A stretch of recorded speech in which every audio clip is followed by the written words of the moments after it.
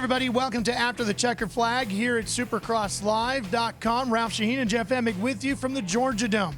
The stories here are, of course, that Chad Reed won, that Ryan Dungey finished second and maintains his points lead. But maybe the biggest story of all is the fact that Ken Roczen had not one but two massive crashes here inside the Georgia Dome, and maybe his title hopes are done. Ken Roczen comes into this event second in points, really needing a spark. He needs to change the momentum shift, okay? And I think that there was a lot of pressure on the young rider also to make that happen. Now, he was second a week ago when we were in Arlington, looked very solid, but tonight it was almost a must-win.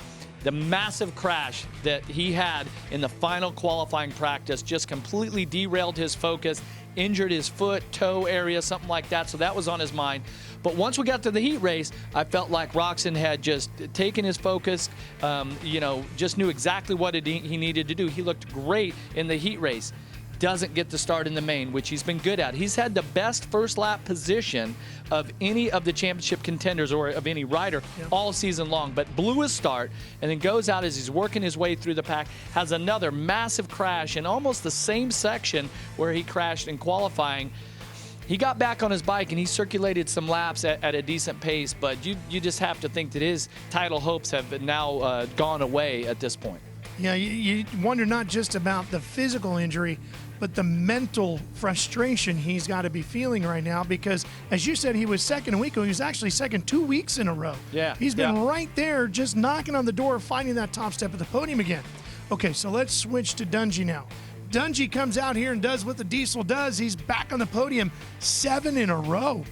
Yeah, it's been outstanding. I mean, Dungey's only had one finish off the podium, and that was a fourth. So it's not like he had a bad race. He had a fourth. There's a lot of riders out there that would give anything to have a fourth in the opening round. So Dungey, one of the veterans, Mr. Consistent all the time. We call him the Diesel. He just is always chugging along while all the other championship contenders had made mistakes trying to match the pace of each other, and even Ryan, he has been solid every week.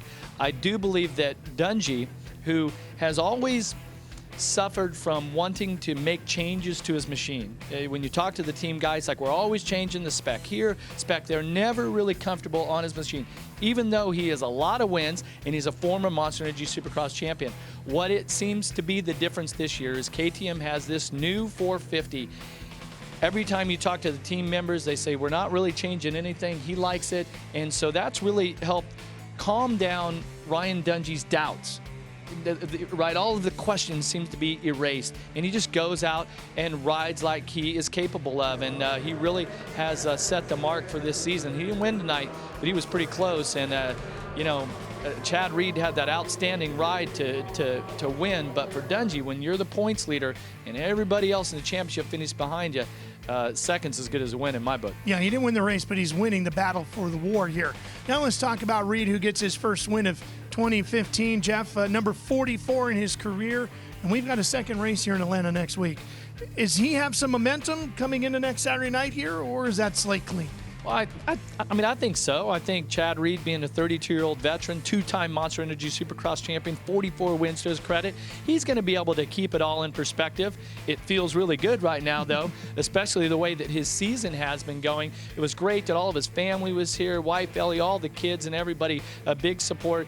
But that is going to be a confidence booster, and Chad Reed is the type of rider that just has that ability to just flip the switch for his confidence. And once Chad Reed has the confidence and he believes he can win, he's the type of rider that can win more. So he's fourth on the all-time list with 44. Our buddy Ricky Carmichael is third on the list with 48. You got to think that 4 more wins in Reed's career is going to be pretty tough at this point, but I mean, they're there. Ricky, he might be in a little danger of holding that number 3 spot. You never know. And you can be sure we're going to be twisting the knife on him. We're getting a little Ricky's revved not up getting about anymore. that. He's retired. No, he's Reed is still out there. Join us next week on Saturday night right here in the Georgia Dome. See if Reedy can get 45.